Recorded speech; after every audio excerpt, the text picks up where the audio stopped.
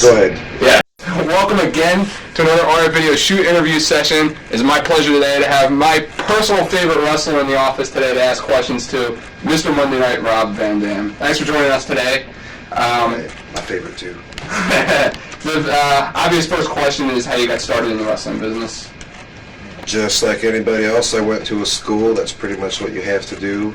Unless your daddy's a wrestler and he trains you. You have to train. You have to go and pay to be trained. Just as in any other career, like as if it was a trade school for a hairdresser or whatever, you pay and you go to school and you get trained. And I got trained in Lansing, Michigan by the Sheik, and hooked up with him in late '89, which was the same year I graduated high school. So I had my first match in '90, and damn, I've just been kicking ass since. How was the Sheik to train with? How was you training with him? Well, obviously he's a damn good teacher because he's got a hell of a product right here. And the Sheik also, of course, trained Sabu, who's very great. And matter of fact, I think I just named the two best workers in the business. Sheik trained them both, so he must be good. He's very intimidating, scared the fuck out of me. He'd come in the ring to show us how rough it was and how stiff it was and how we shouldn't be afraid to hurt each other. So I've always never been afraid to hurt somebody. Did you wind up training with Sabu, or was he already training? Sabu had already been wrestling for like 6 years at that point when I started. And so yes, I did meet him at that time. I also had some other friends of mine that would get in the ring and bump with us. The Sheik wasn't in there taking a lot of bumps. He was pretty much telling us what to do while we were beating each other up. Then he was telling us to beat each other up harder. We're not hurting each other. I didn't learn how to fall. Never learned this is the right way to save your ass if you're slammed. I didn't learn this is the way to run the ropes from him. I didn't learn get up on the top rope, do a drop kick, do a backflip, do a spin kick. All that shit I already had. What I learned from him was locking up and actually wrestling and grappling and beating the fuck out of each other, like I said. All right. What was your martial arts background to that point? Okay, I had been kickboxing since I was a young teenager. I was kickboxing in Battle Creek, Michigan, where I grew up. And there was a promoter, Kit Likens, who ran the WKC promotion. I got interested in him. He had a ring set in his backyard, so that's how I met him. I knocked on his door. I said, dude, you got a ring in your backyard, what's up? He said, I run these kickboxing shows, show up tomorrow, train with my guys, and started from there. Started competing with the kickboxing, which I enjoyed. I took up several martial arts at the different dojos around Battle Creek. The Battle Creek Budokan had Aikido, Karate, and Kendo, so I took all that there. I took Taekwondo. I went to the Kellogg Community College and took a little bit of Aikido. I later, under Ron Slinker, studied Yoshukai and most recently Kaju Kenbo in Savannah, Georgia. I've always enjoyed the competition, but what I really liked about it was getting in the ring and just seeing really who's tougher that night, or who can. It's a combination of not only dishing it out but taking it. And I entered some karate point style tournaments where you have to hit light contact to show you have control, and you go by a point system. Well, I didn't do real good in those. I was knocking people out and getting disqualified. And what I really enjoyed was putting the gloves on, putting the headgear on. It doesn't matter if you're a black belt in judo and I'm a white belt in whatever, RF Video Do. It doesn't matter. You get in the ring and you go at it, and if you can punch me 10 times in the face, but I can take it and still come back at you, then that still means long distance. I could be a better fighter than you, which in other styles is different. So what I enjoyed was the physical competition of it, which I still do. The same things I liked about kickboxing, I like about professional wrestling. And although I respect the traditional styles and the ways of all the different arts, it was never my thing to stick with one style, but just to go with I like to spar after class, regardless of all the, I'll sit there and I'll put my hands here and I'll do whatever, but what works when it comes down to it. Right. Would you ever get back into that? Would you ever get back into kickboxing? Or? Oh, sure I would. I've been thinking about it recently a lot, and the reason I've been out of it is because of my schedule and because of my job. I'm a professional wrestler, by the way. Oh, thanks.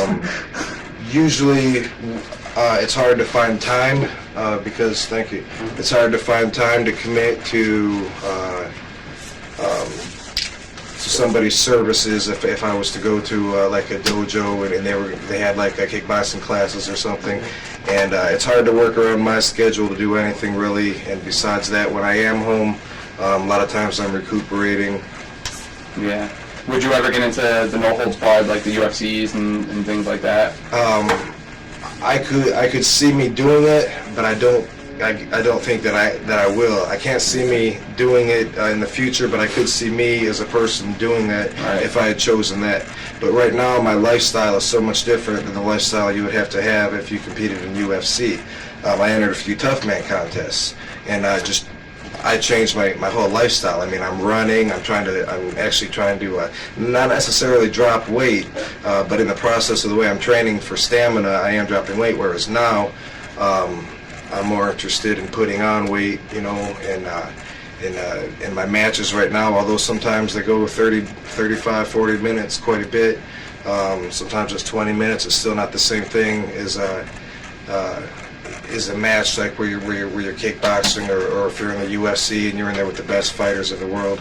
I definitely wouldn't jump into something like that. But if I didn't have what I have now, and if I wasn't getting paid for what I'm doing right now, then maybe I would commit my life to training, you know, and doing that because I do enjoy it. All right. Having such a background in that, does wrestling ever get boring to you at times, coming from a full contact background? Wrestling gets boring for me at times, but I don't think it has anything to do with my background. Oh, okay.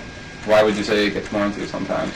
Well, I don't know, like sometimes if I'm home on a Monday night, you know, I'll turn on like WCW Nitro, and I think, wow, Raw's on at the same time, and all I gotta do is like flip back and forth on catching both, right?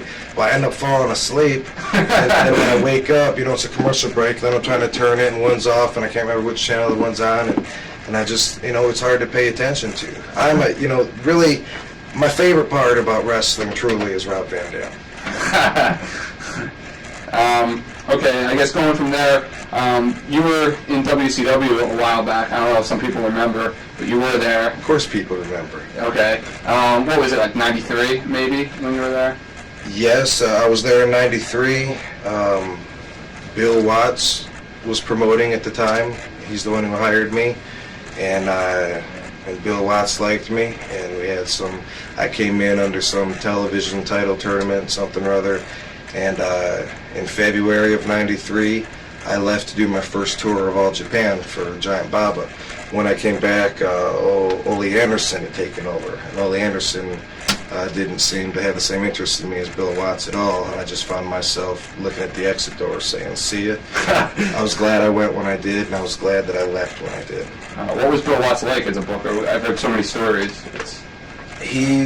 Bill Watts was, he was very strict. You know, and of course that was at the time when he came in there and was finding everybody and really putting a scare on everybody. And, you know, he's very old style. And people say, Rob Van Dam, you were one of the best high flyers. I remember you in WCW. Bill Watts banned the top rope from being used in WCW. So what kind of high flying were these people looking at? You know? But it's not like I went and ate lunch with him every day or anything like that. I can't tell you much about the person. Right. When you were there, being so young in the sport, did any of the veterans help you out, or were they helpful? Yeah, everybody's always been helpful to me.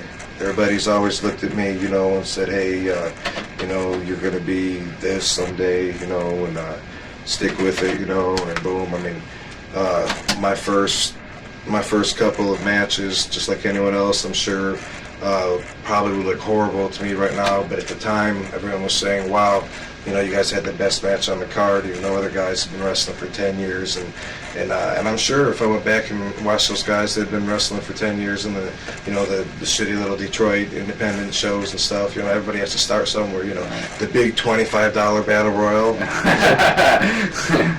Yeah, maybe you weren't going off the top rope, but you did have a very unique style, especially at that time. Well, I can't speak for anybody and say if somebody's intimidated by me or not, and I can't say what was in their minds. I don't know what anybody's thinking, and even nowadays when I go work for different companies, I wonder what the hell the bookers are thinking. You know? Yeah.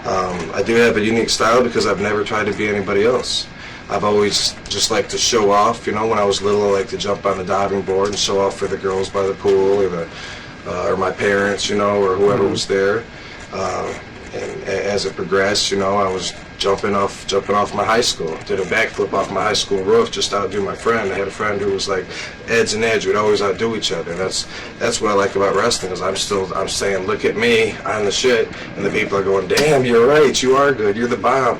Why do people get into the business when all they want to do is do an elbow and a leg drop that they've seen everybody else do? Right. What do they like about the business? I'd like to get inside their heads. Right. Have you ever asked any of them? Have you ever asked anybody? Well, no, I haven't. You know, I mean, I don't want to get specific on anybody, but, you know, I could take a look around the dressing room, and it'd be very hard to find someone that stands out that doesn't do the traditional elbow and leg drop. You know, and a lot of those guys, what is it that they like about it specifically? You know, it may very well be something different than what I like out of it. Like, I've always felt like I could get out of it in a heartbeat, too. I know there's guys that say they couldn't get out of this business ever since day one, which I guess, like I said, I started schooling in '89, had my first match in '90. This is, what is it, '97? Something like that. Yeah. So it's been a while, and I've always thought that if I wanted to, if I had a better opportunity, or if I had something that would suit me better, I could just turn my back on this and I could go do something else. Really? It wouldn't be a wise move to quit wrestling to go work at Wawa, especially since I'd have to move up north. You know, they don't have Wawas down south. What do they have down south? We have Circle K's. Oh, okay. But they don't make a deli sandwich at Circle K. I don't know what it is. When you went to All Japan, you said you went to All Japan in between your WCW stays. How did you wind up getting into All Japan? Well, my talent got me there. Just like you asked about a veteran trying to help me along, I was working for Eddie Mansfield at Universal Studios in Orlando, the IWF. Yeah. And at the time, Brady Boone was one of those guys that was just always, you know, like, Rob, you know, have you ever sent a tape to these people? Have you done this or that, you know? And I always know things just come to me. That's the way my life goes, you know. Right. I really don't go out and fishing a whole lot and try and bring it in. I pretty much answer my door and pick up my phone, and it's always been that way. Yeah. And when I was in IWF and Brady Boone said that, I said, you know, he asked me, have you ever thought about going to Japan? And I was like, I'd love to go to Japan. And he said, you know, he hooked me up. He said, here's Lord Blair's address in Hawaii. I'm going to call him and tell him that you're sending him a videotape. And I said, cool. So I sent it, and boom, I'm booked. And I started going very regularly, and I just did my last tour in May. I've been going there for 4 years. And although I enjoy the competition tremendously because they're the best athletes in the world in All Japan, and I enjoy the money, I've never really liked being in Japan. Really? I've never liked being, it's like a different planet. And the whole time over there, I'm usually, you know, wishing that I was home, wishing I could find some fucking American food, you know, worrying about every tour I'm going to drop 10, 15 pounds, because All Japan books tours for 4 weeks at a time. It's not like you go over there and do 1 or 2 shots, you know, and come back and say, hey, had a good time. No, you see everybody crack over there after the 4 weeks. It's like a cycle. I mean, you know, you can look at the 4-week tour. You can mark what day everybody's going to crack and make a game out of it if you want. And after a while, everybody stresses out because you're with the same group of 8 to 10 Americans the whole time, all day on the bus, in the hotel, in the arena. Afterwards, when you're eating, you're with the same damn people. Nobody likes everybody that they work with. Right. And it wasn't the boys, but it was the damn country. It was Japan, you know, that I was thinking, wow, you know, I would hate to make my entire career over here and have to wrestle, you know, 52 weeks a year over here, which All Japan, full-time for them is only 28 weeks. It's only half as bad, although, you know, when you're 4 weeks over there, you're dead for 2 weeks when you get home. Right. You're all jet lagged, you're all like, you know, you look like Louis Spicoli eating a bagel and cream cheese. Shoot interview going, I went to Mexico, I was Madonna's boyfriend, you know, I mean, it takes a while, you know, and you got to put weight back on. And anyway, I love the opportunity to go over there and stuff, and as of right now, I don't have a future date in Japan, and we have an understanding that I'm taking a break from them right now. Right. Was it hard to adjust to their style over there? Because, I mean, seeing on videotape, it looks like a much stiffer style than it is over here. It's very much stiffer. I wouldn't say it was hard, but it did take a little bit of time. I didn't catch on right away. Right. I think I adapted well and then took it to a complete different level. All right. Yeah, I know that the camera's on me when you're looking around. That's what Oh. You haven't seen that poster before? never seen it before. I guess everybody says Misawa and Kobashi and Kawada, like the top three over there, like the best, or maybe the best in the world besides yourself, of course. Would you agree with that? Or they? No. No. Misawa, he's great. Now they say that he ranks #1 in Japan in the whole country. Kobashi, he's awesome too. Kawada, No. I don't think Kawada belongs in the PWI top 500. Really? And I don't like him on top of that. Besides his work, the guy's he's an asshole. He's like a Japanese Taz in the dressing room. I guess throughout your whole tour, I guess Kawada, a prime example of it, did any of the Japanese veterans, they bias towards the Americans, especially young ones that are good, that threaten their position in the company, possibly? They bias towards young Americans that may threaten their. Nobody threatens anybody in All Japan. Nothing has changed in All Japan in like 50 years. Right. So when you start feeling secure, like you've really got a job, that's when you're about 45, 50 years old and you've been with the company since 1970. That's when you're pretty sure that you're going to be there for a while. And then in the guys, it's like different levels. All Japan, all the companies are different now. The only company I've ever worked for is All Japan over there. Mm-hmm. But they've got their junior weight division, which is obviously their junior weights, but I mean it's something where a junior weight can never come up to the next division and accomplish anything, right? Then you've got your heavyweight division, which are we got Johnny Hayes, Stan Hansen, Steve Williams, Gary Albright. These guys, with the exception of the Patriot that's just recently left, go every single tour. That means there's only like 3 or 4 seats on that bus that alternate. The same, every time All Japan is in your town and you're buying a ticket, you're going to see the exact same 8 guys. And maybe like 2 other guys, right? Like me, I would do like 4 tours a year as opposed to 8. Which means, me, Johnny Smith, Kamala, Abdul the Butcher were in that position where they would kind of rotate. There's a few more of us. And besides that, those people are the mainstay. They're always going to be there. In the junior heavyweight division, you're not always going to wrestle a junior match if you're labeled a junior, but nonetheless, you're labeled a junior. If you're in the junior division, you're going after that junior belt, and then tonight you're in a 6-man tag with Ace and Albright and whatever. I mean, chances are you're going to be looking up at the lights going, damn, I'm a junior. Do you think you were classified as a junior over there? I definitely was.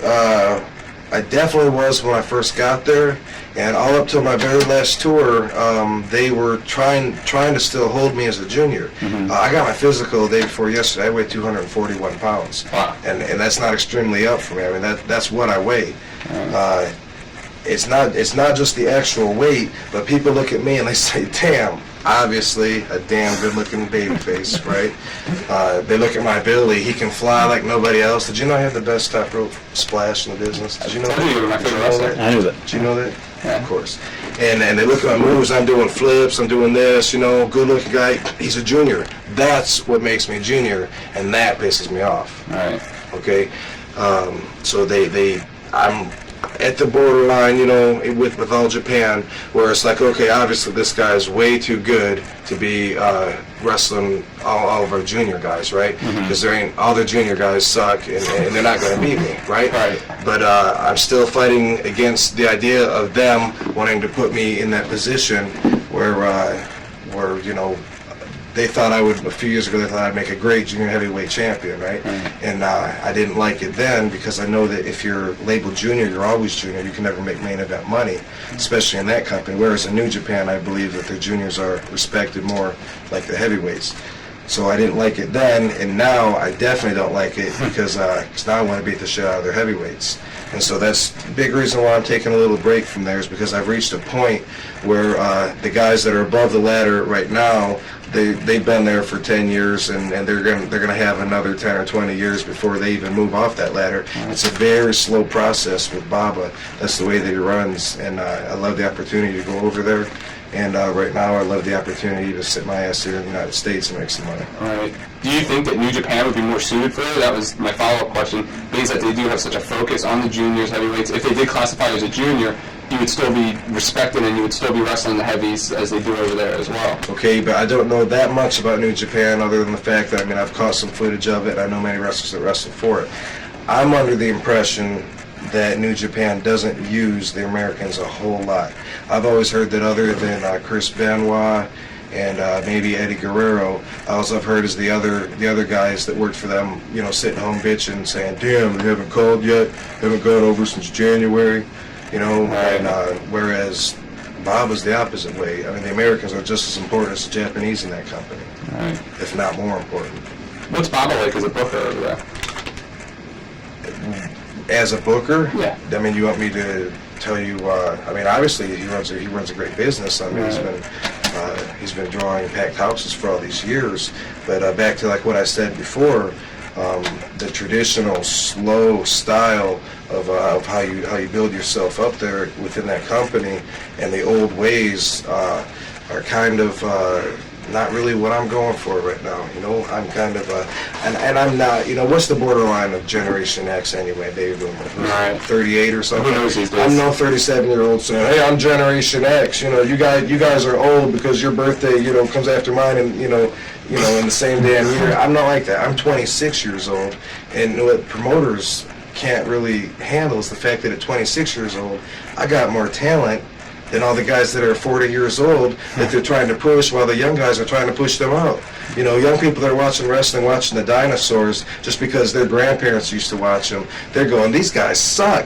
And the promoters are going, "Oh, they draw, they sell T-shirts, they're good. I used to watch them when I was little." Well, obviously, I'm not like that. But if I have to wait till I'm 40 before people respect me in that manner, then I'm going to have to make sure the next 14 years go exactly the way that I want them to go. Not that I'm saying I'm going to be in this business that long, but what I'm saying is there's only one person that truly understands what it's like to have the talent of Rock Van Dam. Exactly. And there's only one person that knows what to do with it. And, the decisions that I make are very important and very crucial to where my career is going. I don't need this business. I'm not hungry for this business. And if I'm staying in this business, I sure as hell ain't hungry for work. Right. If I don't like what you're doing, then I'll see you later, because I can go next door and get some work. Right. I'm kind of a hot commodity right now, and I don't want to be a Hulk Hogan. I don't want to be a Randy Savage. God, no. Please no. I'm Rob Van Dam. Everywhere, publicized. As a matter of fact, you even publicized it yourself over the house several times. Do you think if you went to WCW, do you think you would get a fair shake there? Because it seems like no matter what, you're always going to have the same top three guys, kind of like All Japan, like what you're saying there. And well, I'm no psychic, okay? I'm no psychic. I can't say what would happen if I was there. I can say that right now, while I'm not there, I can look at me going there in this respect. If everything was done right and everything was right for me, then I would be there. Right now, it's right for me to be sitting here on the couch. All right. Were you ever approached at any point to be the Glacier character? There were several phone discussions, yes, bringing me in for the Glacier character, and then after that, somebody else within that Glacier clique, someone to work with him. Yeah. True, which obviously neither of those deals worked out. All right.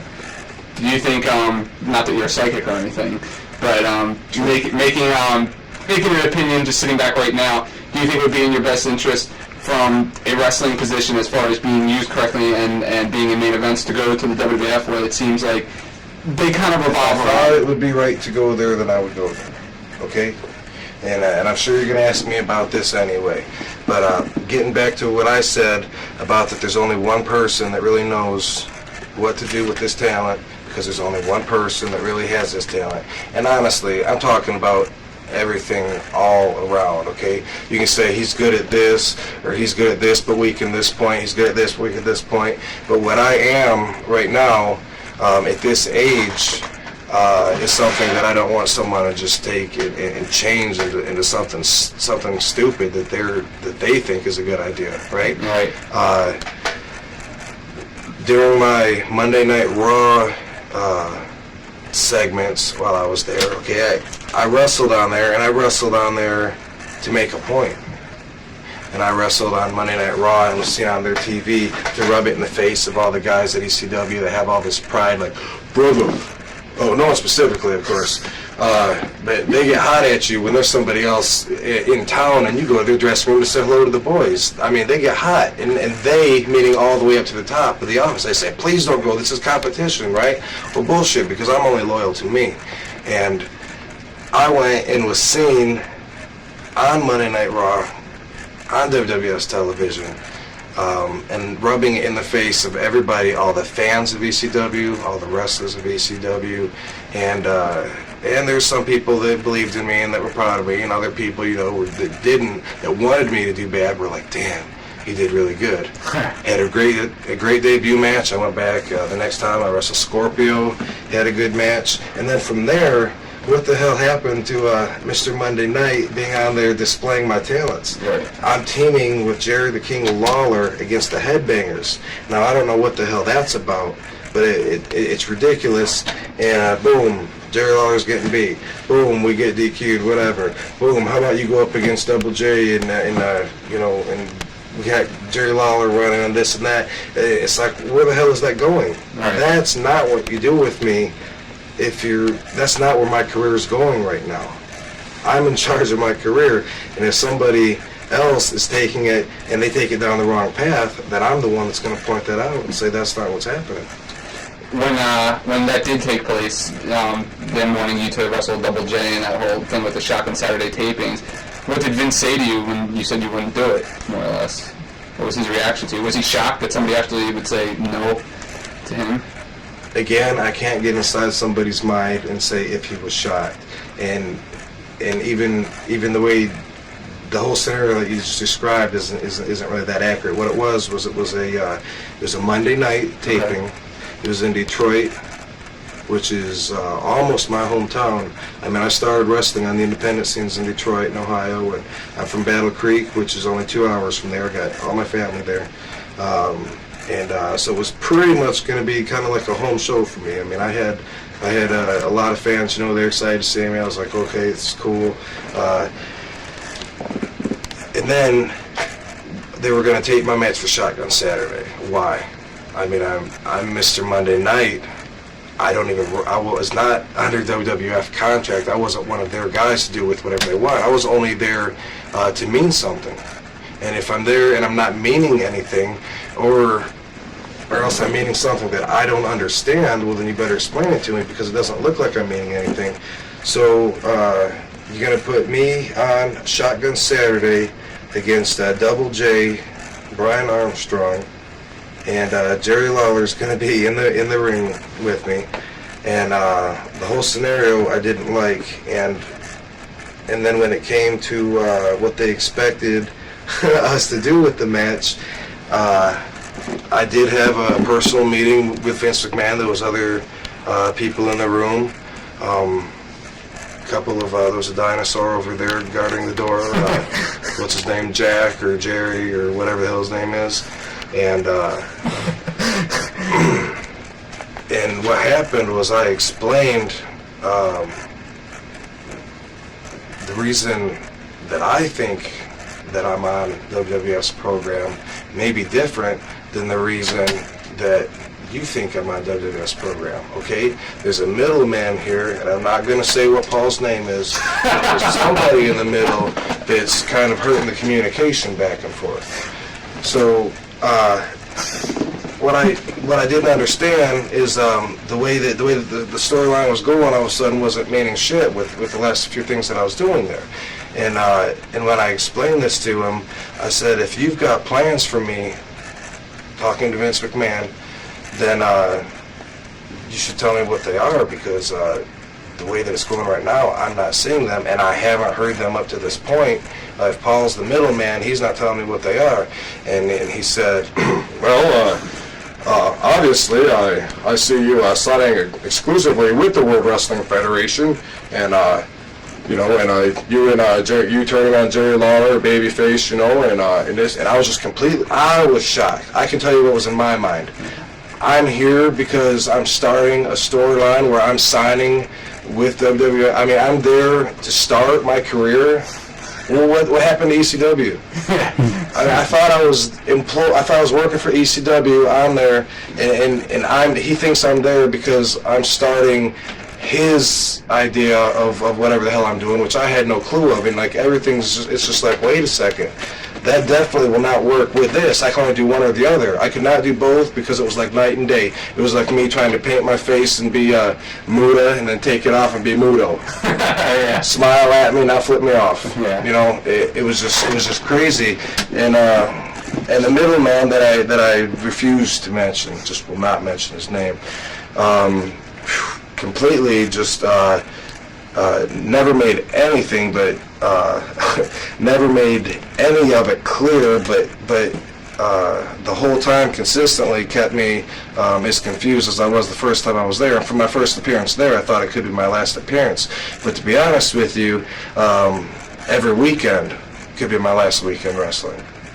Whose decision is that to make, ultimately? It's mine. Right. Okay? So you can't tell me I have to do this, I have to do that, because I don't have to do anything, right? Okay? And everyone wants to know about contracts. Yeah, but aren't you signed, you know, a contract to them, and they pulled you off because you're... What about these guys? They want you to sign, You know, I'm no lawyer, so I can't tell you all about legal binds and stuff, but I can tell you morally what the right thing is to do. Right. And that's what I stick to. And I can tell you what the wrong thing to do is. And the wrong thing is to say, wow, look at this guy. He's Mr. Monday Night Rob Van Dam. He's too good to be an ECW. Oh, look, the headbanger just beat his partner. Hey, good match. Let's do that again next week, but redo it. Oh, the headbanger's beat it. Hey, throw Double J in there. Hey, get Double J Brian Armstrong in there, man. Oh, yeah. No, that's not what you do. Right. Our whole thing is on like temporary hiatus. We're on indefinite standby, and whatever the hell becomes of it, it doesn't matter. You know, I mean, I know that everything's all good for me because regardless of what happens, I'm still Rob Van Dam, and that's as good as it gets. I'm wrestling an NWA show. Ooh, coming up November 7th. Think that'll get me some heat? Yeah, I was just at WCW the day before yesterday while they were in Universal Studios. Checking my value again. Think that makes the people that I work with happy? No. You think this is a shoot? Yes. So I guess what you're saying is the door, when what you're being told, the door is still open for you to... I'm not saying that I'm being told that the door is still open. Right. What I'm saying is, I'm telling you, the door is still open. Okay. All right. I've got many doors. I'm like standing in a hallway, like one of those scary movies, you know. Like how about those? There's those two twin bitches at the end of the hallway that's shining. It's like, oh, this hallway with all these doors on there and shit. I could open up any one of those doors, you know. It doesn't even have to be in the wrestling business, you know. I mean, I'm starting getting into the movies, which I've enjoyed the hell out of, and the only reason I can't pursue that really is because I'm too busy. Right. You know, I'm on the road, and when I'm not on the road, I'm trying to catch up from being on the road. Then I'm going back out on the road again, and I've done 2 martial arts movies, Super Fights and Blood Moon, which both have been on HBO and Cinemax, and great exposure. And I've always been a big mark for the very screenwriter himself, Keith Strandberg, and the company that I'm working for. I used to watch them way when I was young, you know, before I even ever got into the martial arts. That was what drew me in. Right. And so it's great to work with those guys, and I would like to pursue that whole area, you know, with stunts and the fighting. What I like out of the movies is the same thing I like out of wrestling. Okay, I just want to get paid for being me. Okay, I'm an entertainer, and the skills that I have are just skills that I have. Okay, if you're a midget, you're born with your job. It doesn't matter what you do. If you can play basketball, ooh, it's midget basketball, let's give them money. You can ride a horse, you can go bowling. Look, it's midget bowling, let's buy tickets. It doesn't matter what you do. You can wrestle, you're a midget wrestler. You're born with your job, right? But when you're Rob Van Dam, people will pay just to see you do what you do. And what I like about the movies is someone hits me, and I'll flip over the table and bust it and throw boxes all over, and the directors are going, holy shit, how do you do that stuff with your body? Here, let's put pads on you and pad you up. Say, fuck no, get that off me, you know? I just like making them go, wow, you know, that's great. Same thing about wrestling. I like doing shit, you know, and saying what you think, and the crowd go, wow, and then say, fuck you. But I do appreciate my fans because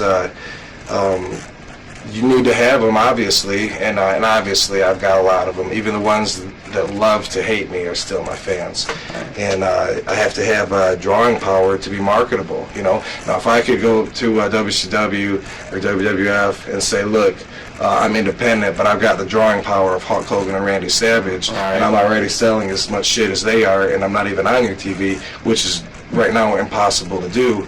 Well, then I could probably pretty much say, you know, go ahead and give me a blank check. Right. Carving shots. All right, yeah. So, conclude, do you have anything? Yeah, you know, like it's real slow because I've only got the one connection so far, and it's branching off from there because of guys that I'm working with. But like I say, I'm real bad about getting around to doing stuff. When I have people tell me, you know, send me a resume, I might have something for you.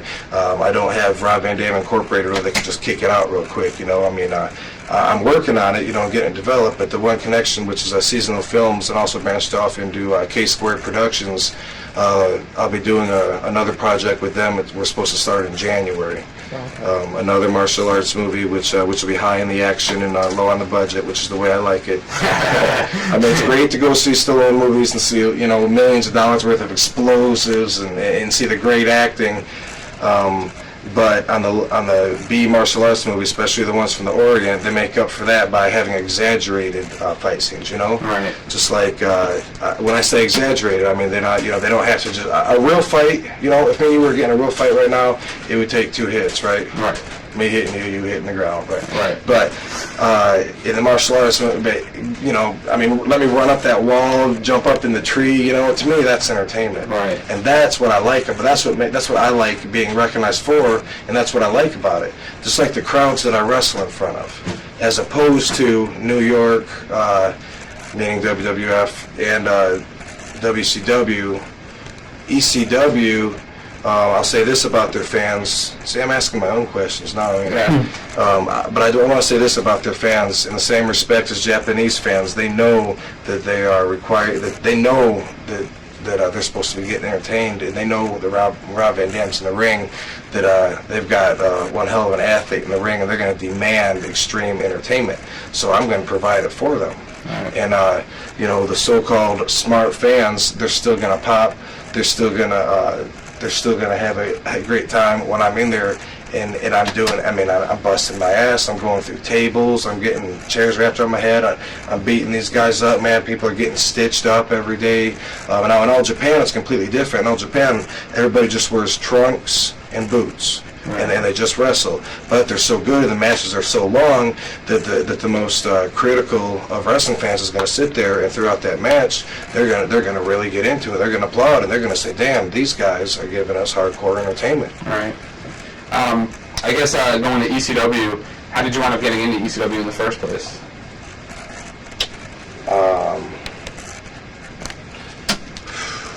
I'm gonna have to think about that.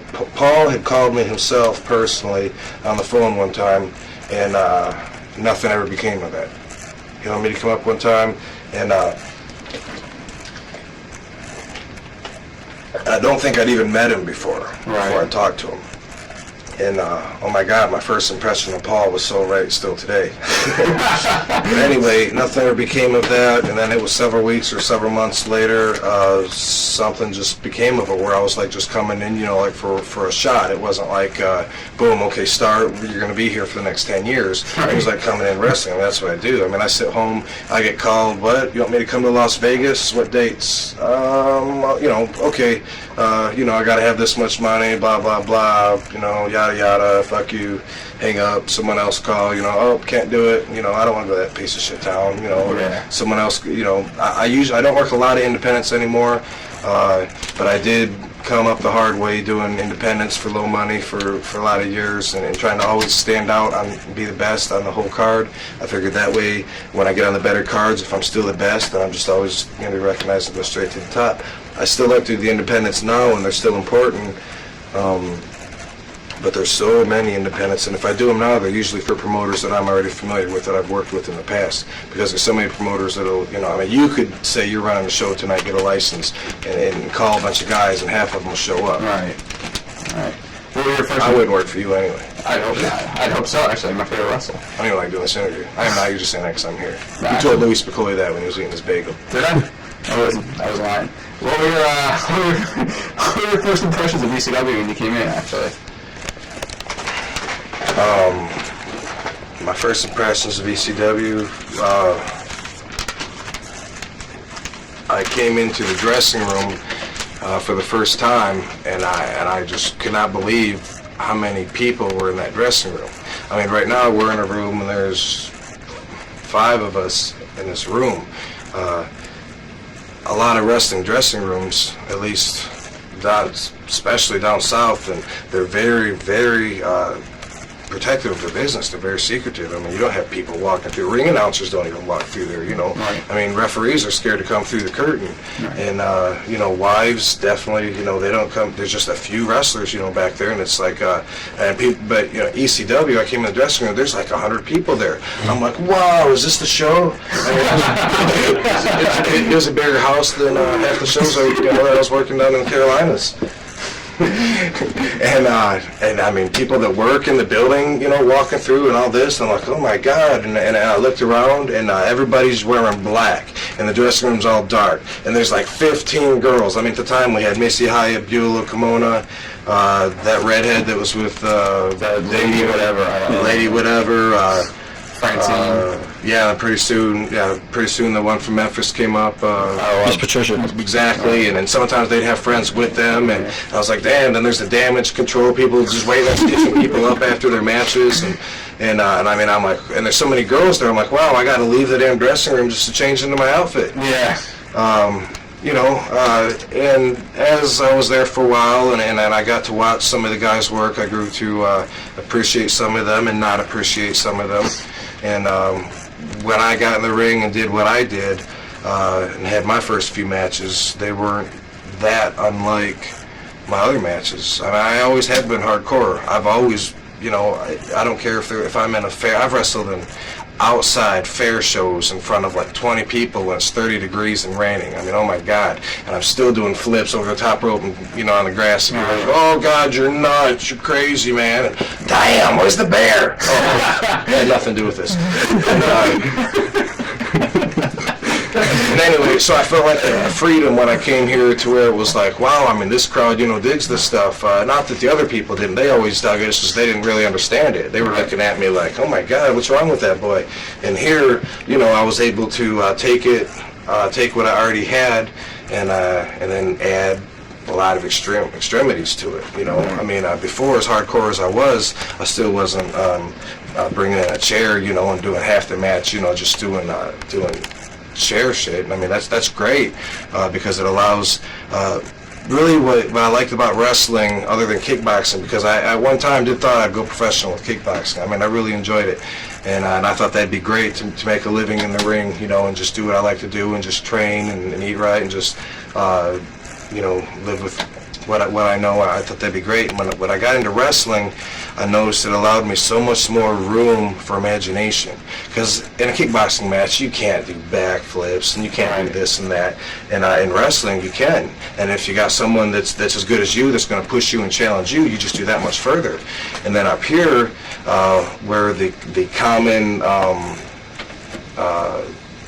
the common every match, not every match, but the common belief of what a good match is so much more extreme than what was expected before, that now I can just add new stuff, and there's still new stuff, and I'm still seeing every night. I'm still seeing guys that mostly guys that are new, or new at least like in the last few years, as opposed to the guys that we consider old timers. But I'm still seeing guys that really are in Generation X every night doing moves that I haven't seen before. Right. And I mean, I just think that's great. Right. And it's too bad that they're not seen on a worldwide level. Too bad ECW isn't on TNT and USA Network, and people can see, what kind of entertainment that really could be getting, instead of being deprived, by having people come in there that they got to clap at just because they used to watch them when they were kids. All right. We'll expand to...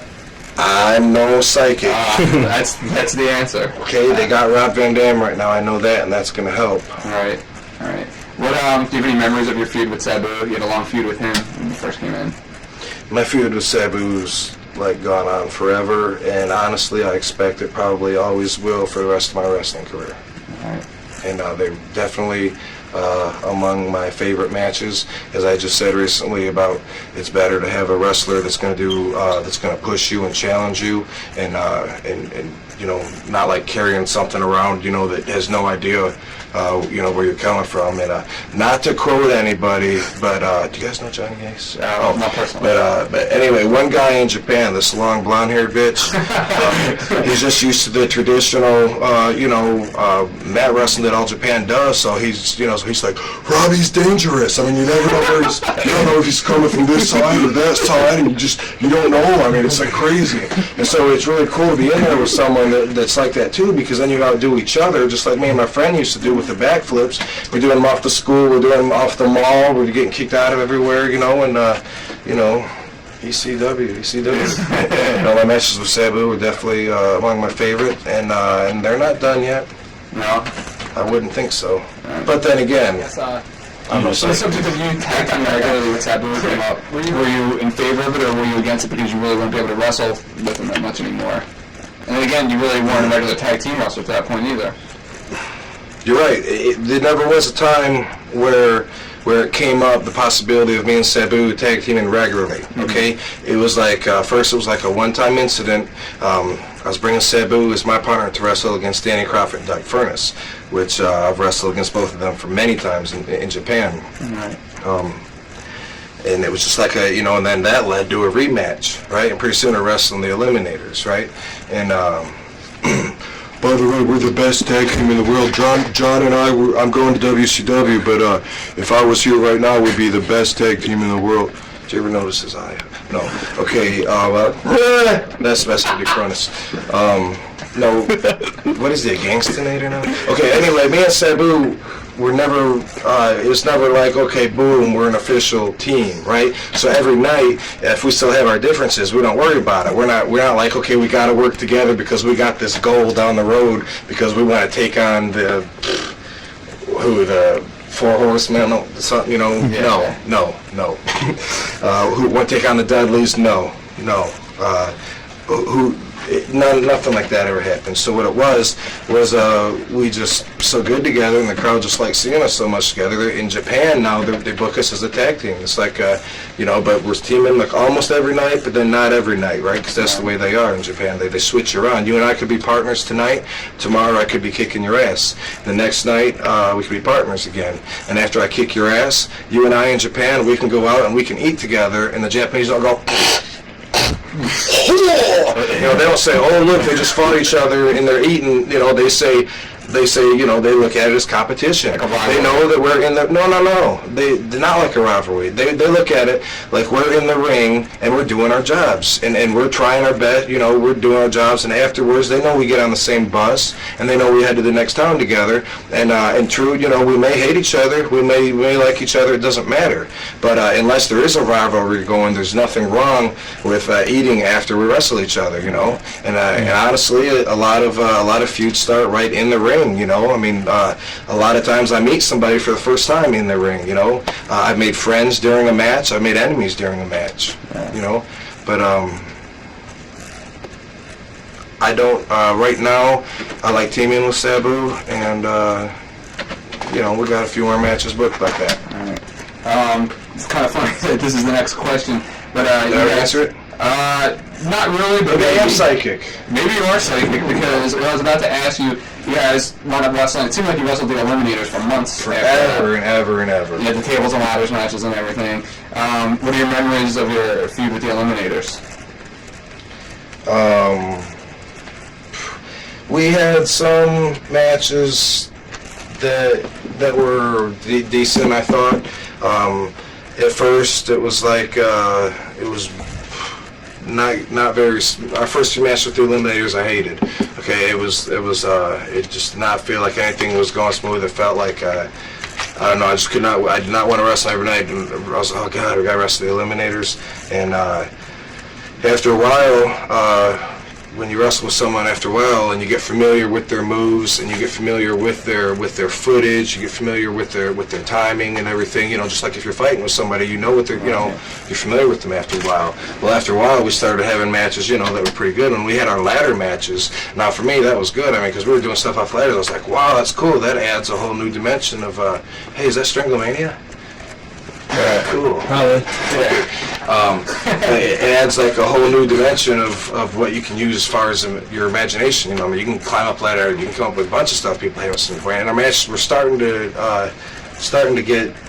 click where we liked them, but at the same point, besides just the physical match of it, what I didn't like was what was being done with me at that point. I didn't like us wrestling the Eliminators because of what the booker was doing with Rob Van Dam at the time, and I didn't want to be involved in that whole situation, which is what eventually led to me talking to Eric Bischoff. All right.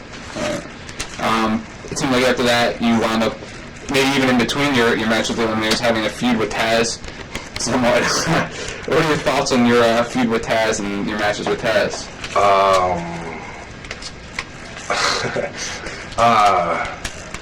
hope Taz doesn't take this the wrong way, but I think he's a prick.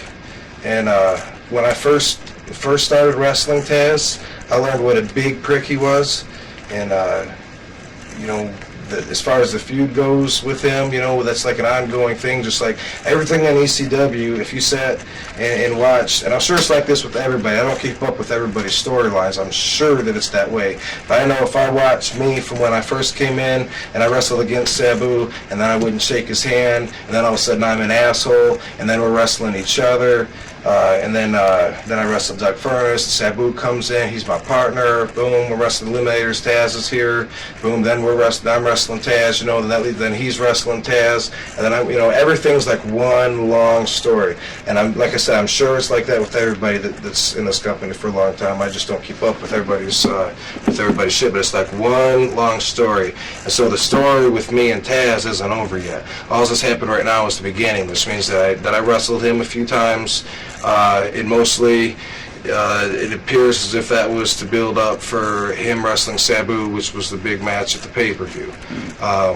I don't think Sabu and him are really done yet. I think they just wrestled like last week or the week before or something. They'll wrestle next week too, well they're scheduled to anyway. Okay, well, my time's going to come up again, and like I said, the story ain't over yet. Right. But it's not like I sit home and say, oh good, I'm going to wrestle Taz this weekend. I love that guy. It came out in the sheets that you were pretty upset as being a replacement for Chris Candido. Is that accurate? Or? Yeah, that one is accurate.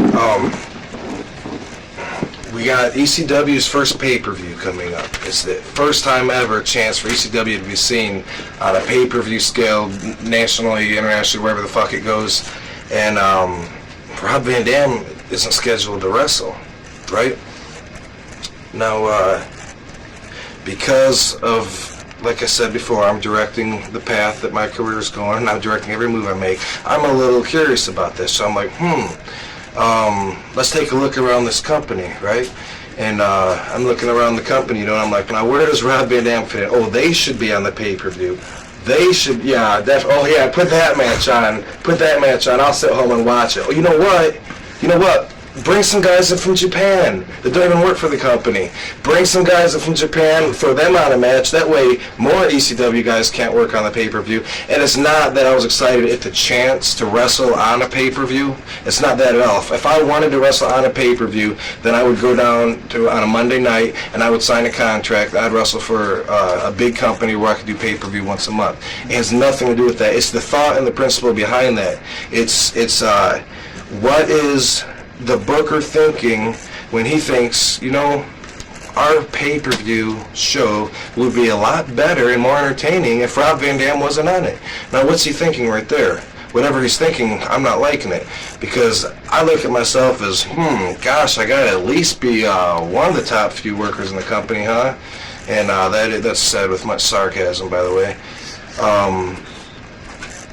His idea of ECW must not be Rob Van Dam. If he wants to present ECW to everybody for the first time, just on pay-per-view, and they're going to get a chance to see what ECW is about, and Rob Van Dam's there, and it's going to be a better show and more entertaining for everybody without my ass wrestling in the ring, then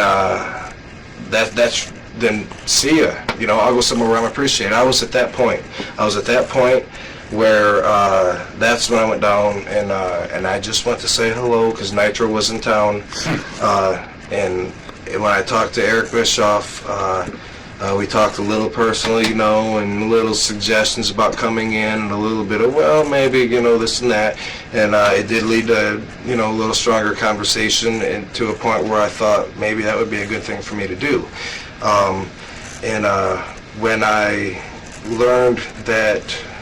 When I learned that the ECW promoter's decision remained the same, he stuck to his story the whole time.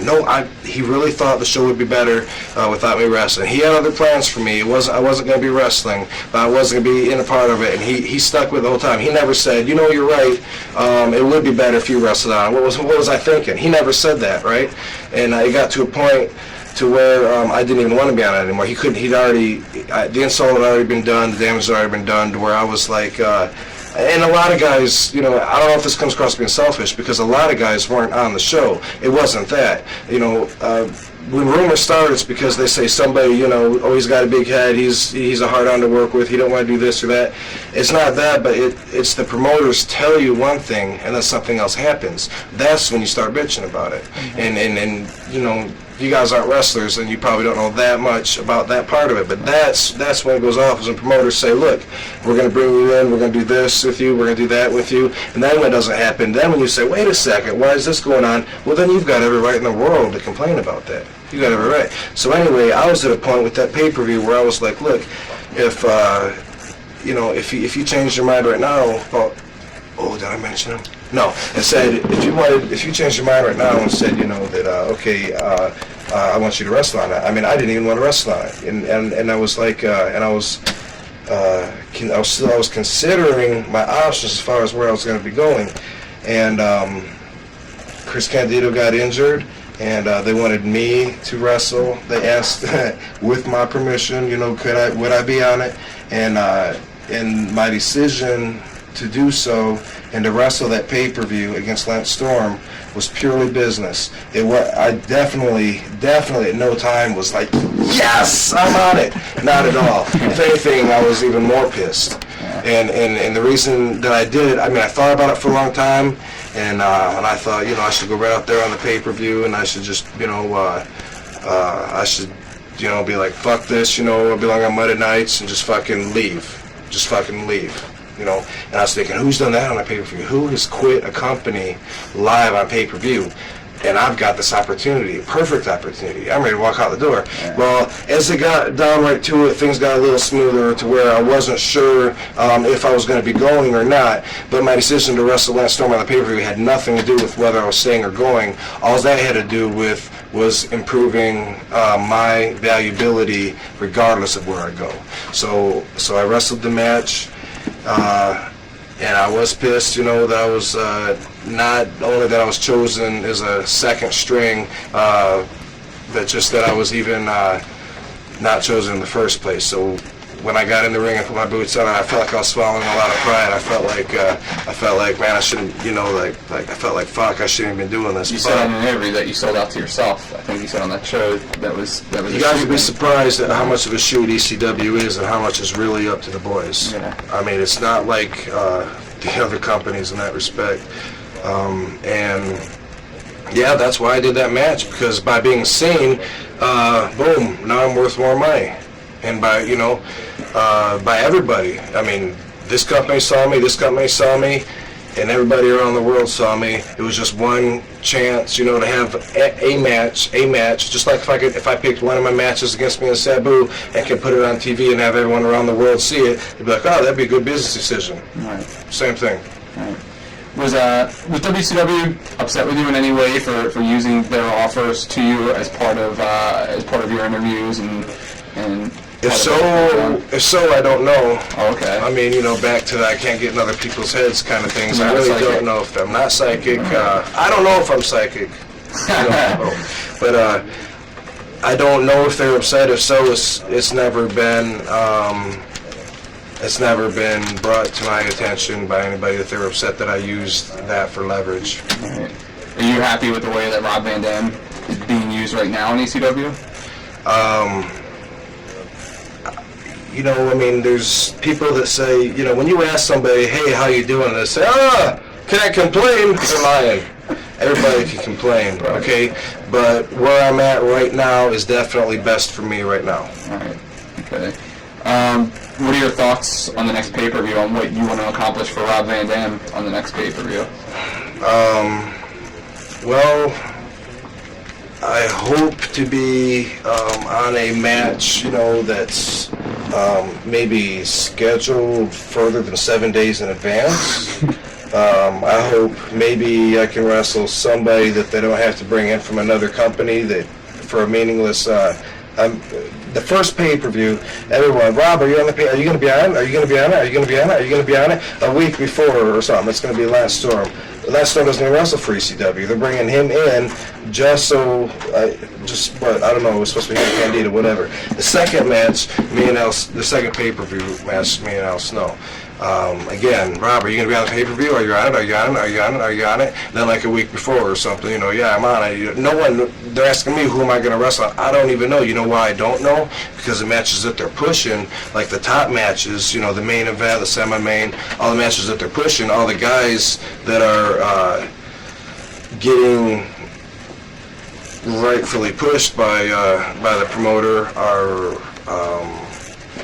were not including me, so nobody knew that I was even on them. Now, if Rob Van Dam's name isn't big enough after all the shit that I've done over the last few months to build my name, if my name's not big enough to where you think it would be beneficial to put on your pay-per-view that Rob Van Dam will be on our pay-per-view, well then either you don't have the right thing in mind that's right for me, which means that again I'm gonna go watch, check out that road, or else if you do realize finally that we can put Rob Van Dam versus someone as one of the top matches, and maybe it'll draw, then I'll be a little bit happier, and I think that's what's gonna happen. I don't know. I heard I might be wrestling against Dreamer.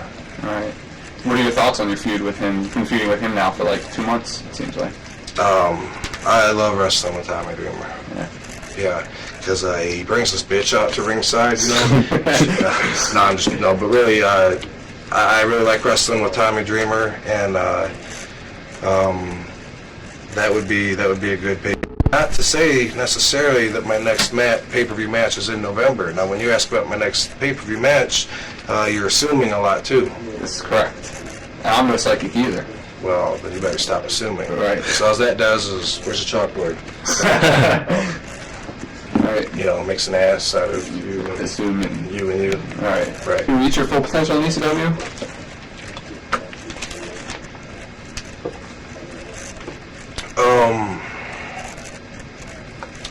That's an interesting question, but it's kind of broad to answer. I mean, it's kind of. True. I mean, if you mean, can I reach my potential in the amount, in the matter of exposure, then obviously no. If you mean the amount as far as like, can I achieve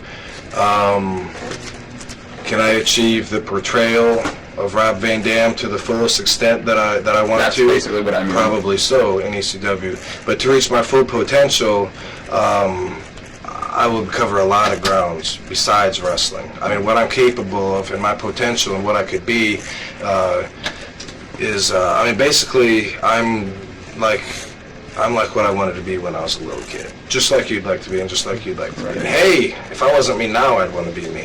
But I thought martial arts movies were cool, right? I'm doing the martial arts movies. When I thought wrestling was cool, I'm wrestling. I got interested in weightlifting, thought that was cool, right? That's shit I was into. I'm setting a record, a world record with weightlifting. Me, I'm like, wow, man.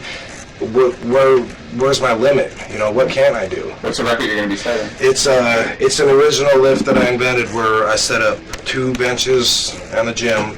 I'm doing the splits across the benches so that my body's, you know, levitated off the floor. And I'm bending down and I'm grabbing a dumbbell off the ground, and then you have to come up to here without falling on your ass, which is hard when you got heavy weight, and you got to bring the dumbbell up, and then you hold it up to here. It's like a deadlift, except for you're doing a split instead of being standing on your feet, right? And this is something I just started doing like a long time ago, just for pictures. You know, people are taking pictures, you know, and I said, hey, this is a cool picture. Watch this, and you know, and they take it, and it was like, wow, it's pretty cool. Well, as I got stronger and more used to the weights, you know, I grabbed the heaviest dumbbell they had, like 130 pounds. And I'm doing the splits, I'm holding it, and the dumbbell's like that big. It almost looks like my whole upper torso. I mean, and it just, you know, it made a real good picture. I used it for a lot of publicity. You know, check this out. And people were like, wow, man. I mean, you know, you got to follow up on that. Well, I did, and I contacted Guinness, and they said, you know, we don't want to put this in our book. They said, if you want to be in our book, we suggest you be an already established category. Okay, no problem. I mean, I'm not that. I think someone in Guinness should be freaky. I mean, they should have like a caboose, like balanced on their head while they're doing splits, you know. I just thought I'd try, you know. I contacted Ripley. He said, you know, I'll just try, you know. And I said, look, you know, maybe, you know, there's some organizations where they do like odd lifts or something. I could set this in.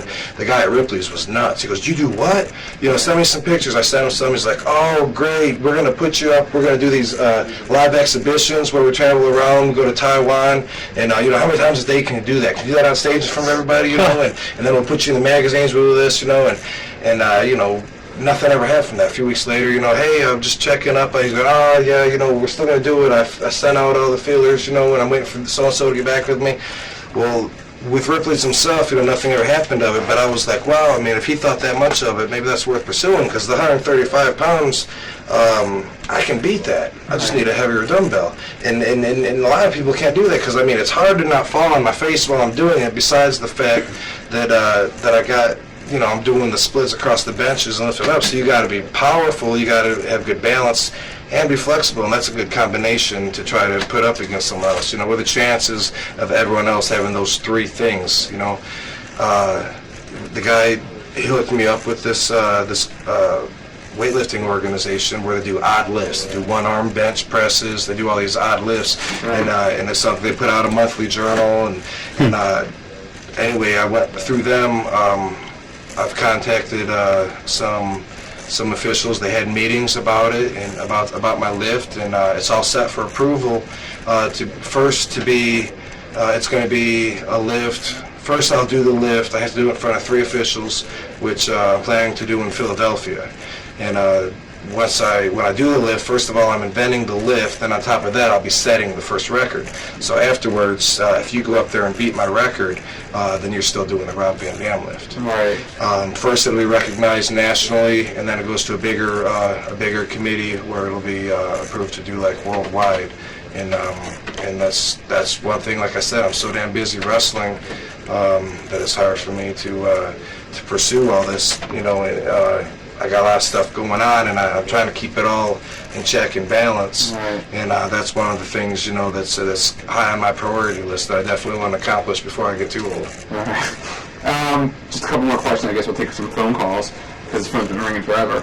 You were in Raw the night that Bret Hart and Shawn Michaels got into the fight in the locker room. Did you see it? No, I missed it. My girlfriend was right outside the door. She seen them pulling each other's hair and seemed like to pull apart. But I missed it. Yeah. I guess just the last question is, since you got so much going on and you're no psychic, where would you like to see Rob Van Dam in a year or 2 years from now? Not where do you see yourself, because you're not a psychic, but where would you like to see yourself? You know what? Everything is just going great, and it always does in my life. Everything just kind of falls into place for me. And a year or two from now, check it out. I mean, everything could be completely different. Right. 2 years from now, the World Wrestling Federation could be completely folded. You know, there could be 8 new wrestling groups. You just don't know. I mean, weird things like that happen. Remember, NWA popped up. It was going to be like the biggest thing. Of course, it wasn't.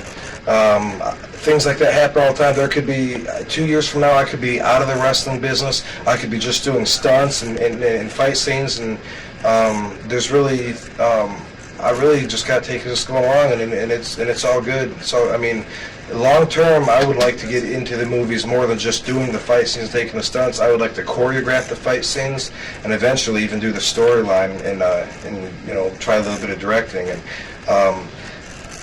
it's going to be hard to do that while I'm out of town, you know, 4 days a week. Right. But long term, though, I mean, that's something that definitely interests me. And really, I just want to follow things in life that interest me. You know, like I thought, ooh, that'd be cool to skydive, right? So I did it. I paid the money. I went and jumped out of a plane. I was disappointed because it didn't even give me a rush. I mean, I was as calm as I am right now, jump out of that airplane, and I was like, wow, I thought this would be a rush, you know.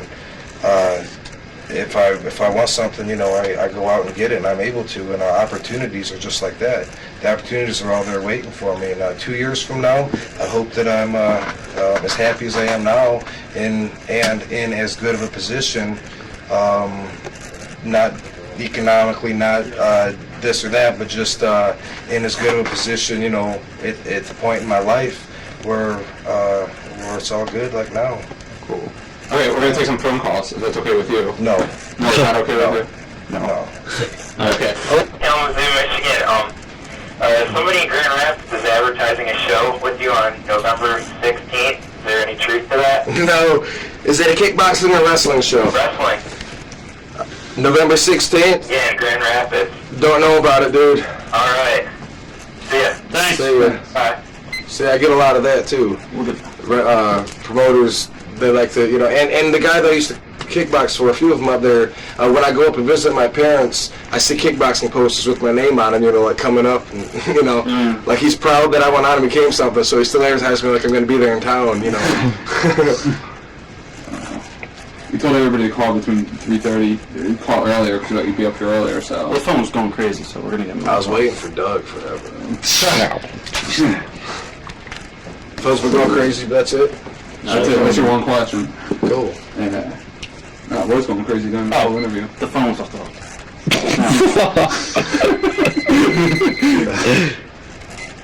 All right, video. Hello. All right, video. Hey, you have a question for Rob Van Dam? Hello?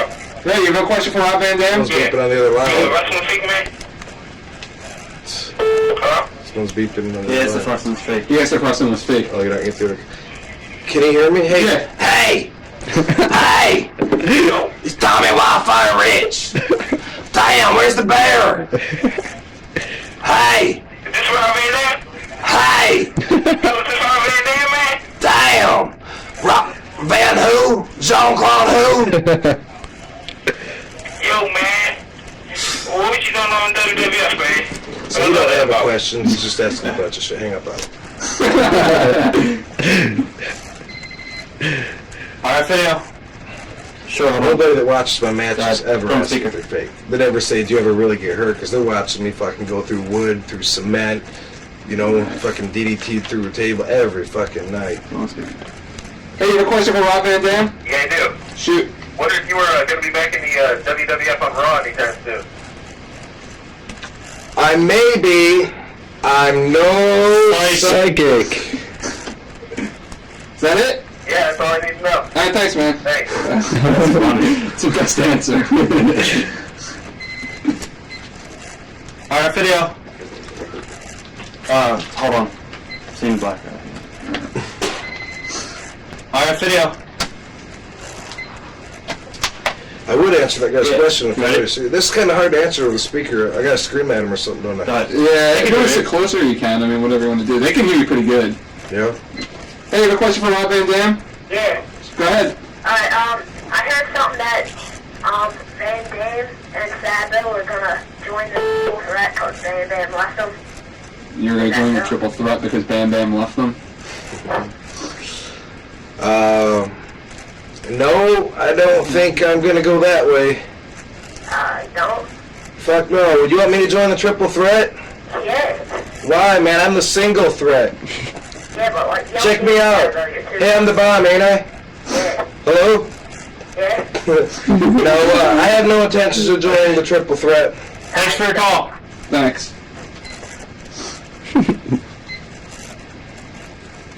You have a question for Rob Van Dam? Yeah, hi, my name is Kevin Ellie. Yeah, Kevin, I'll take a large pepperoni. Okay, I wrestle in Winnipeg, just a little kind of independent thing. Right. And I've been training since February, and I'm like the smallest guy in the league, and I was wondering, with the high spots, there's no one really here to show me, so I was wondering what advice you could give me about trying them. Okay, if you want to stand out, you got to do your own shit. You don't do high spots that you see anybody else do. Because if you want to be somebody else, then what you do is you wait till that person becomes a movie star and you go ahead and be a stunt double or something. If you want to make yourself a star, then you do your own shit. And you get there in the ring and you invent stuff. And then the people, they know they haven't seen that before. And then they react, and then they like you, and then you stand out, and then other promoters want to use you, then you got your ass a job. Thank you very much. Domo. Alright, video. Sure. You have a question for Rob Van Dam? Yeah. Okay. Hi, Rob. Just want to say, first of all, I love the Monday night, this Monday night gimmick. I think it's best. And I just want to know, will we ever see you maybe face the Ultimate Dragon? Well, you know, it's funny you should mention that because I was just telling these guys, I'm no psychic. I don't have any matches booked with the guy, nothing coming up, but who knows, maybe down the road. I think you're the most underrated talent in the sport. Well, appreciate it. All right, thank you. Thank you. All right. You have a question for Rob Van Dam? What was that? You have a question for Rob Van Dam? Yeah, no. Okay. So it's up to join the Triple Threat? Where'd you hear that? Well, my boys. From one of your boys? Yeah. Hey, he's on the other line, man. What was that? You guys should call from the same house and save your phone bill. Numbers that's on call ID, so we don't mention that 203. again. Alright, video. He just left. You missed it. We're done that interview. Alright, thanks. Seems like that. What's he? You have a question for Rob Van Dam? Yeah. Okay. All right, if you do. Yep, I'm here. I was wondering, what do you think about everything that happened with Ty Gordon recently in ECW? Everything that happened with him, oh my God, how far do you want to go back? Back to where I smashed his head with the chair? Or Yeah, that's good enough. man, that goes back quite a ways. I think Todd's been doing a great job. Haven't seen him lately though. Really? Hey, he's a mole, man. Did you know that? Did you ever see the mole man in Underdog? Yeah, He's one of them. that's Ty. That's Todd. All right. Thanks for the call. Go. That's great. Alright, video. Sure. You have a question for Rob Van Dam? That guy asked again. Okay. How come we haven't seen you on Monday Night Raw recently? Okay, because I haven't been on. And I might be on soon, but I don't have any definite plans of when I'll be on. I might pop on or I might not. I might pop on Nitro. And to be honest with you, I don't know when you'll see me on Monday. But I am Mr. Monday Night. Even if it's just for the fact that I'm rubbing it in everybody's face that I went on there. Thanks for your call. Thanks a lot. Hey, never call here again. This is great. What time is it? We got like what, 15 minutes? Got a while. Alright. 4:35. Oh, cool. Alright, video. We don't. He just left. We're done that interview. No. You're on. Hey, you have a question for Rob Van Dam? Yep. Okay. Hey, Rob. Hey, I just talked to you, didn't I? No, you didn't. I just called, man. What up? Hey, who came up with the Rolling Sun move? It was either me or Sabu. I mean, I really don't know which one of us came up with that. They're two separate moves that we've both always done that somehow we just did at the same time one time. I don't know. That's just the most impressive thing I've seen in a ring in a long time, man. Appreciate it. You seen us do it off the top rope through a table? Yeah, in Waltham, as a matter of fact. Cool. So I'll be there next week. Looking forward to it. See you there. All right, man. Thanks again. Hey, you have a question for Rob Van Dam? Yeah. If you go to WCW, do you plan to join the NWL? Hey, how'd you get this number? If I do go to, I don't have plans of joining the NWO. Okay? Yeah. Have you seen the Raven's Nest? Yeah, you gonna join that? No. Have you seen the Wizard of Oz? No. You never have? No. They got these like monkeys with wings and shit, and they fly around. I don't know if it's on the old version or not, but I seen it on one of them. I never saw that. Okay, check it out. All right, thanks. Hey. All right. Okay, bye. Van Dam? Yeah. Okay. See, I was real interested in going to wrestling school Yeah? the beginning of this year. Yeah? And I was wondering what he thought was some of the top schools to go to. Okay, sure. I did a lot of research back in '89 before I joined a wrestling school, and I wrote to several of them, and I made a trip out to Boston to what I found at the time was the most impressive to me. And Killer Kowalski, who was just as cool as hell, man, he picked me up from the airport. I was just a 185-pound kid, 18 years old, telling him I wanted to wrestle. Picked me up from the airport. He took me to his school, took me to the hotel.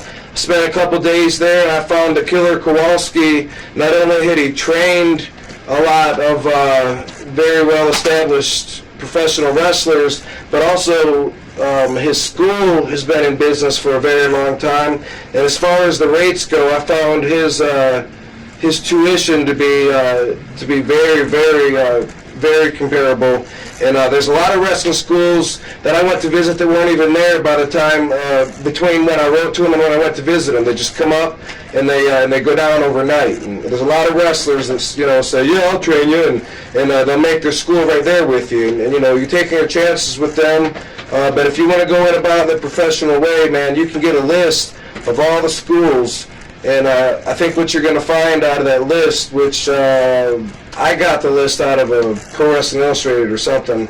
Set $5 for this list, and it had like 50 wrestling schools in it. I wrote to a whole bunch of them, and what I found after being in the business this long was the two most famous schools are Killer Kowalski's school in Boston and the Monster Factory in New Jersey. Yeah, I talked to that guy, Larry Boyd. Larry Sharp. Yeah, Larry Sharp, whatever his name is. I called up and talked to him. That was one of the ones I was thinking about going to. Right. Hey, I don't personally know the guy, but he's very, very reputable. I know a lot of guys have come through their school.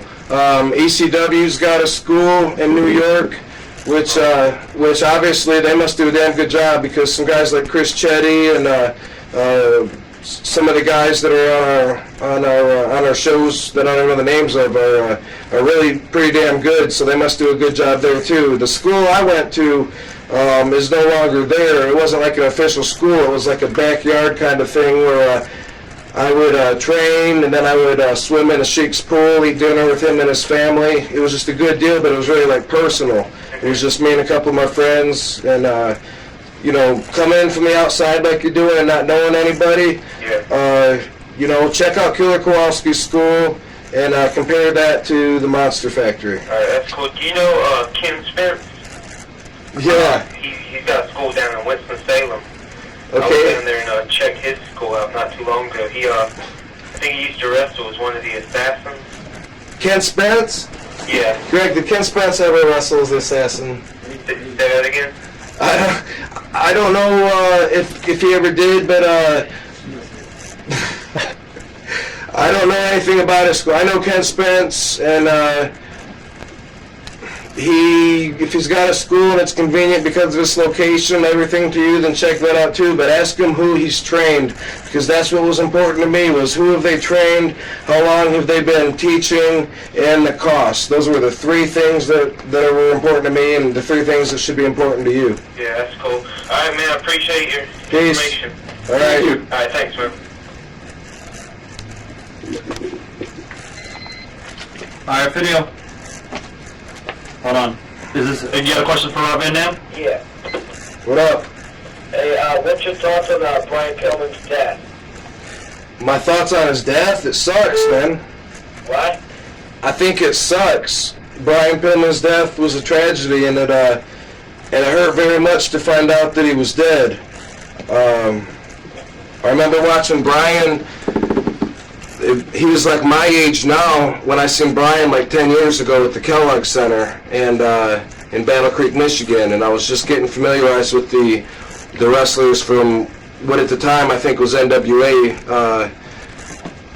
Pillman would have been like my age back then, and I was watching him. He wrestled with Ric Flair in the main event, and he really stood out in my mind. I was just a fan then, wanting to get into the business, and he really stuck out in my mind as being somebody, you know, regardless of his size, he was the most entertaining on that card to watch, and as I stuck with it and kept watching Flying Brian, I became a pretty big fan of his. And then after I got to know him, and I got to wrestle both against him and work with him, you know, with him on my side, and as I got to know him, I just became a bigger mark of his, and it really sucked that he died.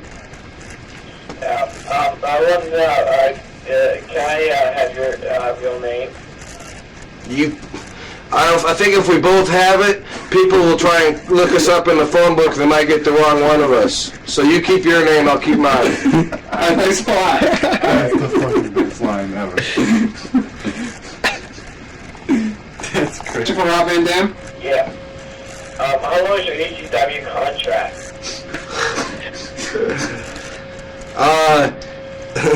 I don't know how long my stay. Hey, the fuck did he do? Hang on. You there? Yeah. How long is your ECW contract?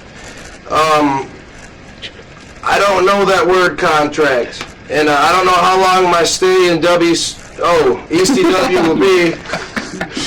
But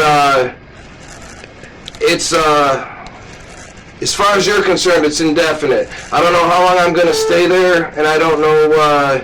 It could be 10 years. It could be. I might quit tonight. I don't know. But I don't. As far as legal bindings go, if I want to leave, I'll leave, and let my lawyers deal with it.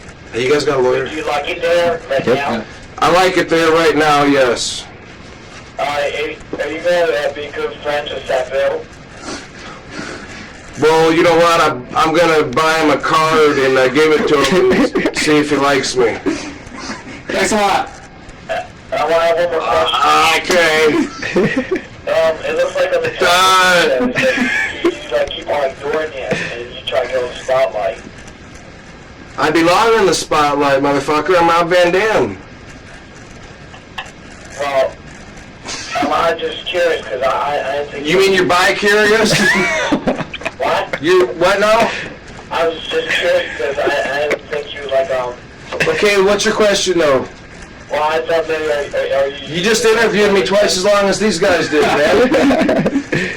Are you using him to build your career? Everybody uses everybody in one way or another, and that doesn't mean that you're totally using somebody if it's advantageous to gain certain aspects out of your relationship with somebody. Now, does it? I don't know the word contract, but damn, that sounded kind of good. Thanks for your call. And I do wear contacts, but not in the ring. Thanks. Okay, bye. Hey, don't ever call her again. I have a video. Hey. Yeah. Hey, you have a question for Rob Van Dam? Yeah, whatever happened to you in the aerial assault? Well, Actually, the last time that I went to Las Vegas, I was still aerial assault, and I haven't gone back since. Just because of my schedule, I haven't been booked out there. But Bobby Bradley, who was my partner as aerial assault, I believe went on to find himself another partner. He lives out in that area and wrestles that territory much more often than me. I know we were good, but that's mostly just because of me. Just like you know how WWF Raw is good, but only when I'm on it? Yeah. Yeah, like that. All right, thanks a lot. Bye. Bye. Okay, bye. All right, video. Sure. You have a question for Rob Van Dam? Huh? What's up? Oh, hello? Hello? Yeah, how old were you when you started in this business? I was 18 years old when I first started schooling, and I was 19 when I had my first match in 1990. Okay, who did you face? I faced a fellow kickboxer. His name is Dango Nguyen, and he schooled with me. He was my best friend through high school, and he started with the territories with us, the independents up north, and he did the USWA run with us, and shortly after that he got out of the business, and now he's getting back into the business after he's been out for like 4 years. So you might want to watch for him. Oh, are you going to tag with him or? No, I don't believe I'll be tagging with him. Really, I like to wrestle by myself because then you know I know the crowd's going to get the most for their money when I'm in the ring, and I don't got to worry about them being pissed off. You know that I'm tagged out and Sabu's in the ring. You know, and they got to look at him. Not that he's not interesting to look at, but he's no. This is Monday Night Rob Van Dam. All right, so what? When I do have to tag, I like to tag with Sabu only. Huh? Huh? Not that I wouldn't tag with Jerry Lawler if you made me do it a couple times, but I'd probably end up leaving. All right? All right. Thanks a lot. All right, video. Sure. You have a question for Rob Van Dam? Yeah, I got a question. I go to the shows and like I hang out afterwards. Oh yeah? Yeah, I was wondering, why don't you like ever sign autographs or stuff, anything like that? Cause like I'm a prick, you know. And like when I'm in the ring, I want you to say, "Boo, you suck," and I don't want, you know. And really, since I'm a heel, I don't have to do that stuff. Now, if I turn babyface and have to do that stuff, now you'll be first in line. No, I mean, granted, you are a good athlete. I mean, I totally respect your athletic skill. I mean, when we were at Warwick, there was like 5 or 6 of us outside. And There's only 5 or 6 of you outside the building. Bullshit. No, it was the second show when there was like no one there. What? Did I wrestle in front of 5 people? Yeah. I wrestled in front of bullshit. No, What not Warwick in front of shit? 5 people. It was outside. Hey, I'm gonna kick your ass. No wonder I didn't sign your autograph. I feel like beating your ass right now. Oh, is that right? Hey, what Warwick show? It was, I think, the June one, but it was the smallest one. It wasn't the last one, the one before that. And when we were outside after the show, and you came hockey rink? out in the Winnebago. Yeah. You remember me? I'm the one who said I saw your movies on HBO? Oh, that was you! No, dumbass, a lot of people tell me that, and I talk to a lot of people, prick, but, really, I don't sign autographs because when I'm in the ring, you're throwing shit at me and spitting at me. And if I remember right, that ice skating, is that the ice skating rink? Yeah. Would this have been the show where the fans fucking all threw their chairs in the ring and kicked me out of the building? No, that was the one after. Well, see how you people are? I've never been in a match before where the fans called the finish. We were about to put Terry Funk, me and Sabu through a table, and all the fans rioted and were throwing their chairs in, and security rushed us out of the building, and I can't... I thought that was a totally dick move. Well, I didn't throw anything in. I thought it was a dick move. It ruined it. You know, I mean, fans are dicks, so, I mean, you know, but still, I mean, why do all of us have to suffer when... Dude, come on. You know what I mean? Yeah, but okay, but listen to this. Okay, maybe you asked me for an autograph and I said no, but that's not really suffering, is it? No, if you go to rockvandam.com... I know you have to deal with a lot of that, like people always constantly asking, but I mean, I respect that you don't want to do that. You know what I'm saying? I just wondered why. That's all I wondered. Yeah, I like the response it gets. I like the look on the little kids' faces when I tell them no, and all of a sudden it looks like their heart breaks, and they look at me and they like they're gonna cry, and then their dad looks at me like, "You asshole, sign my kid's thing." And but if you go to I've seen that, and then they all look at you and give you an attitude and shit. but now if they, hey, You know what I mean? but if you were to go to robvandam.com, of course you could get an autographed picture, an 8x10, and I'll personally autograph it and mail it to your ass. Really? Yeah. www.robvandam.com. That's it, brother. Okay, thanks a lot. Later. Okay, bye. See, he wasn't so bad. He still wants an autograph after all. Hold me back. Alright, video. Sure. You have a question for Rob Van Dam? Yeah. Is there any wrestler you hate the most in the business?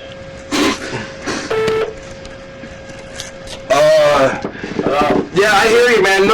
I'm trying to answer your question fast without putting much thought to it, and nobody comes to mind. I really don't have a whole lot of hate in my life at all, to be honest with you.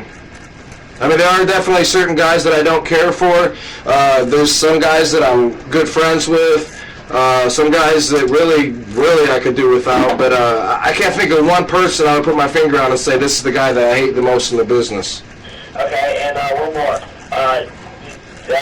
I hate the wrestling magazine people, the magazine people that put 4-year-old pictures of me and put me in there as 227 pounds, and then do interviews that I didn't even fucking do. You get a 2-page interview of me. You can hear me and Tommy Dreamer talking on the phone to each other in a wrestling match. That never fucking happened. Actual conversation of me and Tommy going, you are, well, yeah, I kicked your ass, Now that's ridiculous. Now those people, I mean, they're outsiders. They're not in there taking bumps. They're making money off of us taking bumps, and granted, we get their exposure, and a lot of fans only get to see me through magazines. I know they're important, and they do a lot of good shit too, but if you want to start stirring up some anger in me, I'll start with them. Finish with you. Is there any wrestler you really admire? Yeah, there's this guy, Rob Van Dam. He's the bomb. Well, besides yourself. Nobody's beside me. All right, dude. Thanks for your call. Time is it?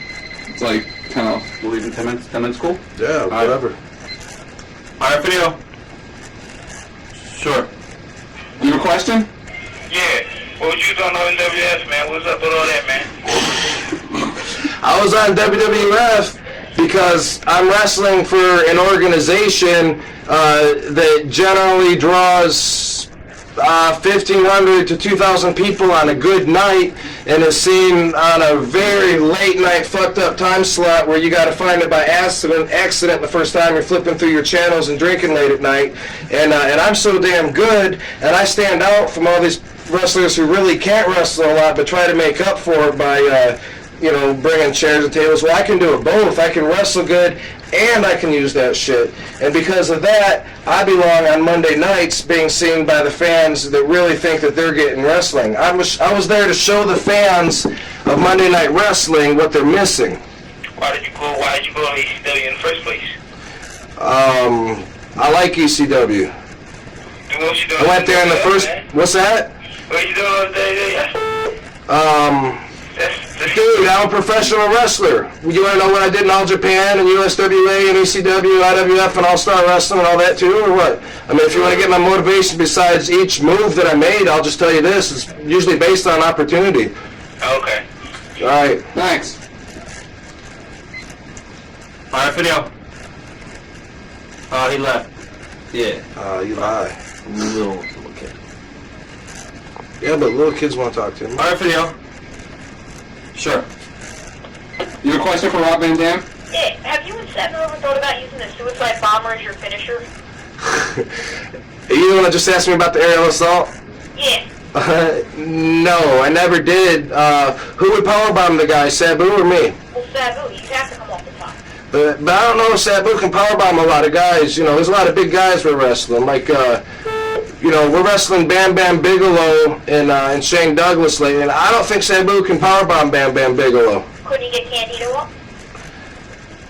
Sure, but we're not wrestling Candido. Well, I'll try it. You know what? If I see Candido like in the dressing room or in the hallway or something, I'll just go ahead and try it on him there. All right, thanks. Cool. Thanks a lot. Yeah. All right, video.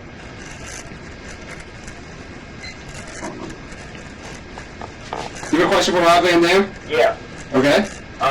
Did you like kicking the Insane Clown Posse's ass? I liked it. It's something I wouldn't mind doing a couple more times. You know. Well, they said they were going to kick your ass and Sabu's ass if the number remember. Isn't that silly though? I mean, of all the people that are gonna kick my ass, is it gonna really be the Insane Clown Posse? Do you know when I went to Monday Night Raw, every wrestler in the ECW did a promo on how they were gonna kick my ass. Everybody, from the girls to the fucking to Gordon, everybody in ECW was gonna kill me if they could get their hands on me. So you know what I did? I came back. I said, "Fuck you! I'm Mr. Monday Night from Stamford, Connecticut," and I just rubbed it in all their faces and said, "I'm glad I went, and I'll go again." And then I went again, and you know what? I still haven't got my ass kicked. So if it's gonna happen, it ain't gonna be by a couple of clowns. Did you read the PWI issue? No. In the PWI Dream Tour. But I was looking at the penthouse at the airport, and they put all the dirty magazines in plastic now. On the at the newsstands, like when you go through the airport. So if you got time to kill, unless you want to buy one and open it up, you just pretty much got to find something else to do. Alright, Alright. In the PWI Dream Tournament, it was done by the fans. They said that Diamond Dallas Page would beat you. Diamond Dallas Page, well, maybe if I was wrestling for him, he would. All right, thanks. Thanks.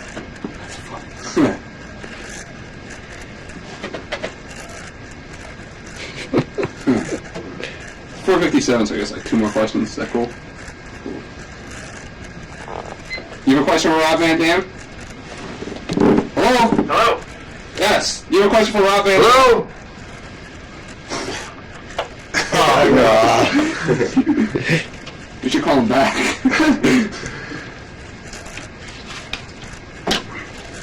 What is this? Oh, never mind. Go ahead. I was gonna address that guy's question that he asked earlier that we didn't answer. The guy called and said he's wrestling fake, and I knew he was just there to fuck with me. But I'll answer that from an inside point of view. That what I'm doing in the ring, when I'm in the ring, I mean, if it looks like my ass is going over that top rope and going through a table and into the cement floor, then it really is. There's no wires holding me down or anything.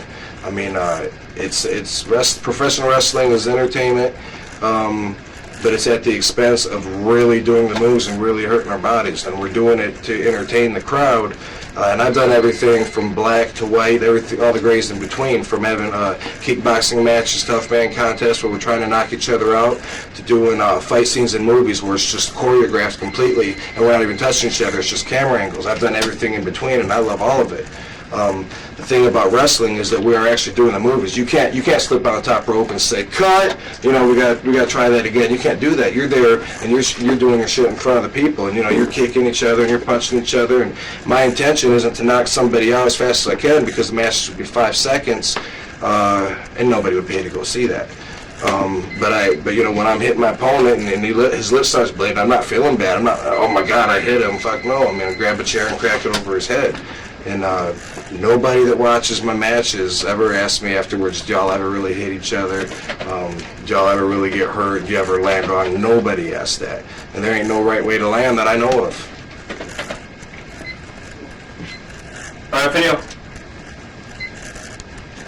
I guess we should just end it like that. It's 5 o'clock already.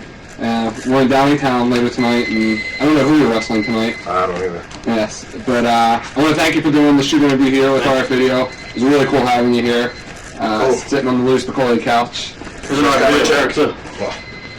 Ooh. Where's my check? Cool. Thanks again. All right. Thanks, definitely. Oh man, it's like the Howard Stern thing. You're gonna follow me like outside. So is it as bad as you thought it was, Rob? Yes. Was it as bad as you thought it was, Rob? Hey, what'd you think about Howard? Hello? Do you think Howard Rob was too tough with questions? Were you expecting this? You know, when Eric asked me to take my shirt off, at first I felt uncomfortable because my nipples were hard and there's nothing but guys in the room. But after a while, I just got to chill and I see how Louis really got into it. I mean, you know, I mean, it makes me want to see the other shoot interviews now. Oh. No. Cool.